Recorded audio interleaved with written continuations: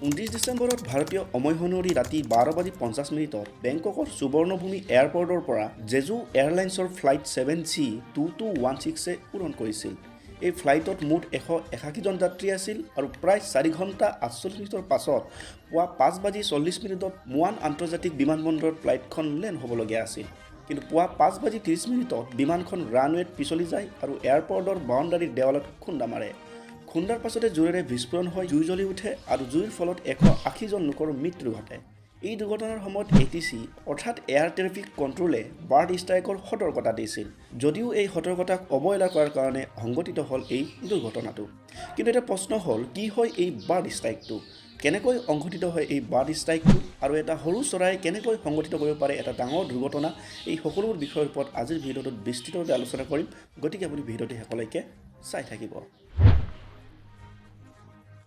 International civil aviation অৰ্গেনাইজেশ্যনৰ মতে বিমানৰ সৈতে চৰাইৰ খুন্দাকে কোৱা হয় বাৰ্ড ষ্ট্ৰাইক বুলি। অৱশ্যে কেতিয়াবা হৰিণা, শহাপহু বা কুকুৰা আদি ষ্ট্ৰবাণীৰ সৈতে হোৱা খুন্দাকো কোৱা হয় বাৰ্ড ষ্ট্ৰাইক বুলিয়ে। এতিয়া প্ৰশ্ন হৈছে, এই সৰু চৰাইটোৱে কিদৰে এটা ডাঙৰ বিমানক খুন্দা মাৰি ধ্বংস কৰিব পাৰে, এই আমি প্ৰথমে জানি লওঁ আহক। আচলতে 1.8 কিলোগ্ৰাম এজনী চৰাইয়ে যদি পোনে পোনে যোৱা বিমানৰ সৈতে খুন্দা মাৰে, তেনে তাৰ পৰা 1.3 লাখ নিউটন শক্তি উৎপন্ন হয়। ইয়াক সহজ ভাষাত যদি ক'বলৈ যাওঁ তেনে ক'ব লাগিব যে এই খুন্দা মৰাটো বন্দুকৰ গুলিৰ স্পীডতকৈ 130 গুণ বেছি। অৱশ্যে চৰাইটো ক'ত, কোনটো জেগাত আৰু কেনেকৈ খুন্দিয়ালে তাৰ ওপৰতো তাৰ ফলাফল নিৰ্ভৰ কৰে। বিশেষকৈ চৰাইটো যদি ইঞ্জিনৰ ওচৰত খুন্দিয়ায় তেন্তে উড়ন্ত বিমানৰ মাত্ৰ শক্তিয়ে হ্ৰাস পায়। কিন্তু চৰাইটো যদি উইণ্ডো ছিল্ডৰ সৈতে খুন্দা মাৰে তেন্তে উইণ্ডো ছিল্ডটো ভাঙি যায় আৰু তাৰ ফলত ইয়াত কেবিনৰ ভিতৰত বায়ুৰ চাপ কমি যায় আৰু পৰিস্থিতি নিয়ন্ত্ৰণৰ বাহিৰত গুচি যায়।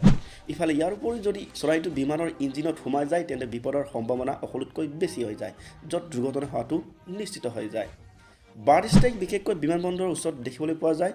বিশেষকৈ টেক আপ লোৱাৰ সময়ত এই ঘটনা বেছি সংঘটিত হয় আৰু ইয়াৰ মূলত কাৰণটো হৈছে এই স্থানটো বেছি মুকলিমূৰীয়া, যাৰ বাবে তাত পক্ষী সমাগম বেছি হৈ যায়।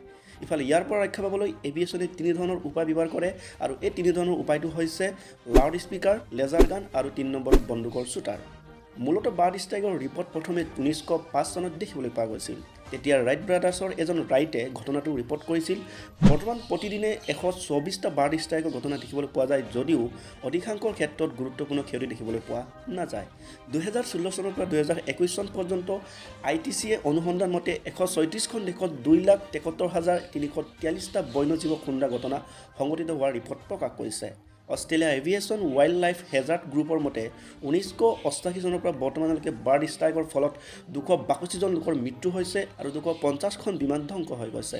বৰ্তমান সংঘটিত হোৱা এই দক্ষিণ কোৰিয়াৰ এই বাৰ্ড ষ্ট্ৰাইক বিমান দুৰ্ঘটনাটো তদন্ত চলি আছে আৰু তদন্তৰ পাছত সকলোবোৰ স্পষ্ট হ'ব। কিন্তু সমগ্ৰ বিশ্বত যে এনেধৰণৰ বাৰ্ড ষ্ট্ৰাইক ঘটনাই বিমান চলাচলৰ বাবে এক ডাঙৰ সমস্যা হৈ পৰিছে, তাক লৈ বৰ্তমান এভিয়েশ্যন কোম্পানীবোৰ অতিকৈ চিন্তাত পৰিছে। গতিকে আজিৰ ভিডিঅ'টো সিমানেই। পৰৱৰ্তী ভিডিঅ'টো চাই থাকিবলৈ আপুনি চেনেলটো ছাবস্ক্ৰাইব কৰিব। ধন্যবাদ।